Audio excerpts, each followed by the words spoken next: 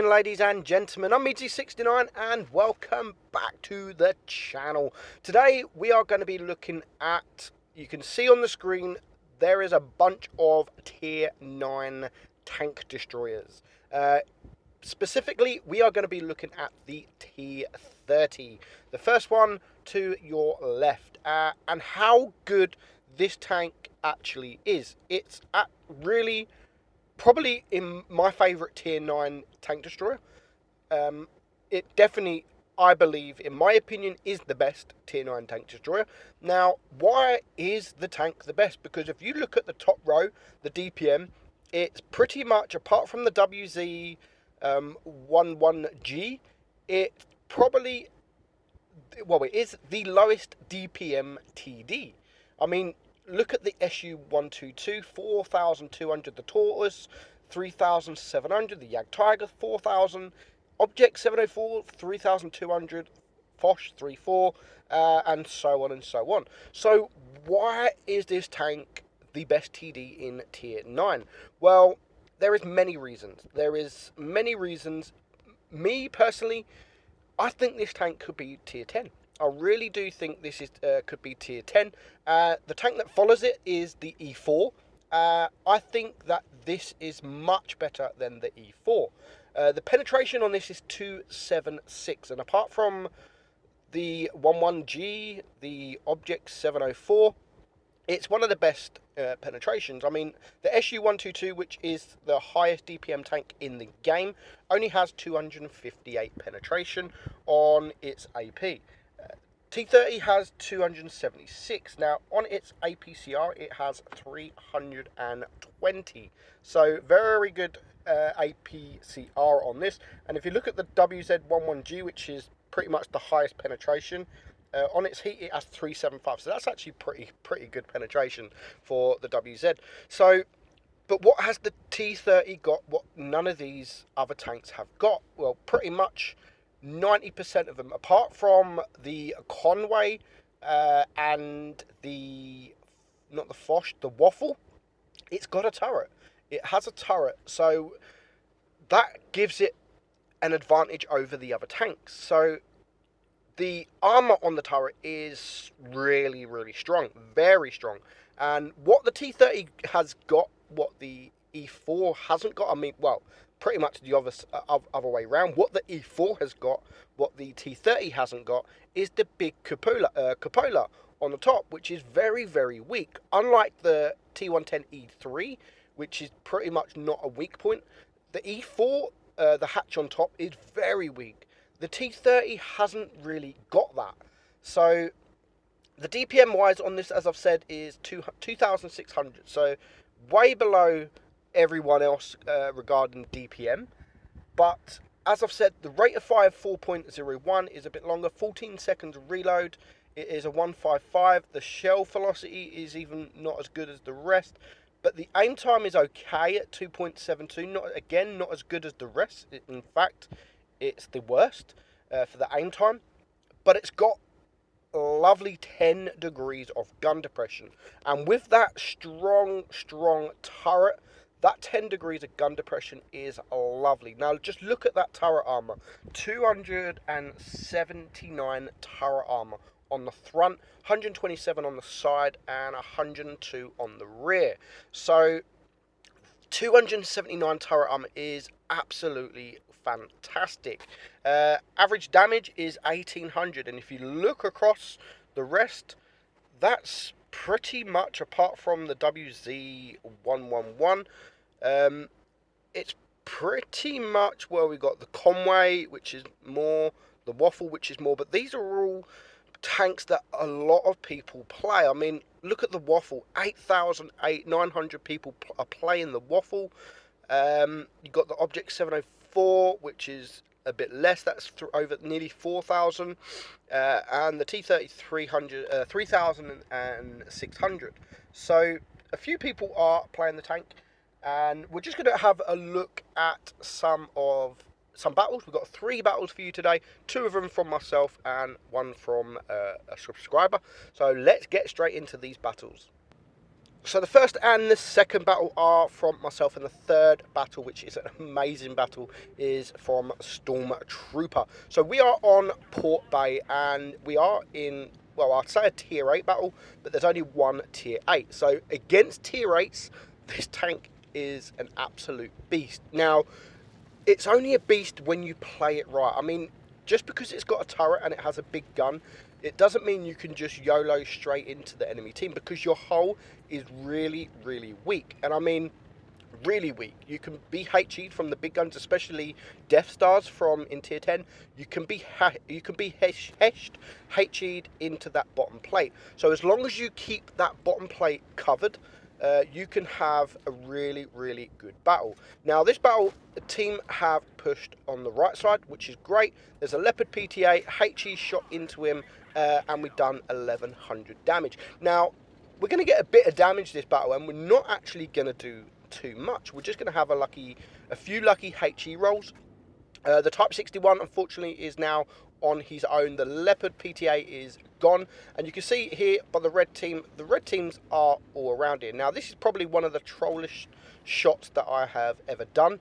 I should have just waited a little bit and aimed. He wasn't looking at me, so there was no reason for me to try and snapshot that shot into the M103 and completely donk my shot. So we are reloaded, and as you can see, coming at an angle, we do get a bounce from the E75. So both enemy medium tanks are now gone. The EXP is very low hit points, so I'm going to just load HE. We're going to poke forward, and we are going to get him gone without taking a shot in return. And then we're going to push to this cap here, and we're going to use our gun depression and our turret as protection. And we're going to push in on the enemy team. So we're going to load up the HE. Goodbye, waffle. So we've only really done a couple of shots, and we got 2,800 damage, and there is another juicy waffle. So we've only got 2,800 damage, and there's only 3 tanks left alive. So again, nice HE shot there into the waffle, just over 1,000 damage, which pushes us up to 3,900 damage. The E75 is pushing the T54, so I want to get a shot into him, putting him down to a 1 shot. So my team, hopefully my T54 can take him out, and then we are going to push the M103 with our Tortoise, who has amazing DPM. So we're going to get 1 shot into him, and that is basically it. So we didn't do a lot. It was really easy, and we've done 5,000 damage, 5,070 damage, and just as the waffle pokes up, the Tortoise can take him out. So we only get a first class, but we make 73,000 credits.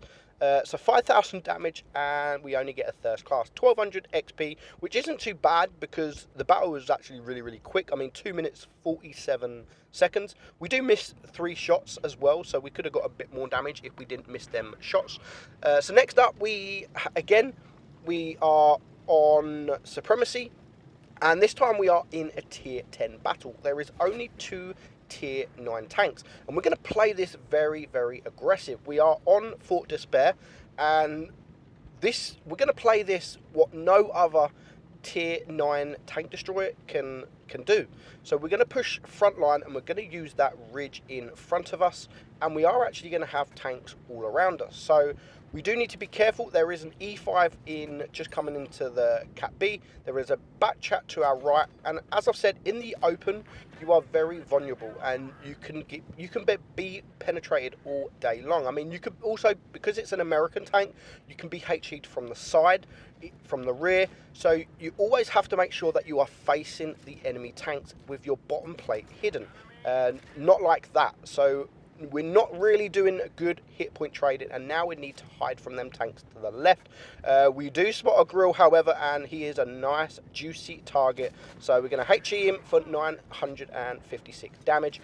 The E5 is now a 1 shot, but these kind of positions, I was hoping it would be better for me if the tanks that are to my left were actually in front of me, because they can actually get behind me. But in this kind of position where I'm behind the rock, I'm just about hiding my hull, and I'm only showing my turret, which is the strongest bit of the tank. Another HE shot here into the grill puts him back to the garage.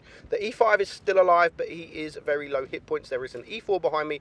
There goes the E5, and now we can go and focus this Object 140, who is a one shot. So we're going to clear him, and we are now on for 3,400 damage. And you can see we are hiding from this IS-4. There is not much he can do. Again, there's only 2 minutes gone, and there is only 3 tanks left alive. So we're going to AP into the bottom plate of the IS-4, pushes us up now to 4,000 damage, and now we don't really care. We can rush in. I think the IS-4 is going to get a shot in on me, but we can reload. Our team shoots him for 600 damage, and it only just leaves me to splash him to get rid of him. And now it is just the Tortoise remaining. So we're going to all rush him. I'm on 3 kills, and just as I get there, I can finish him off for my 4th kill.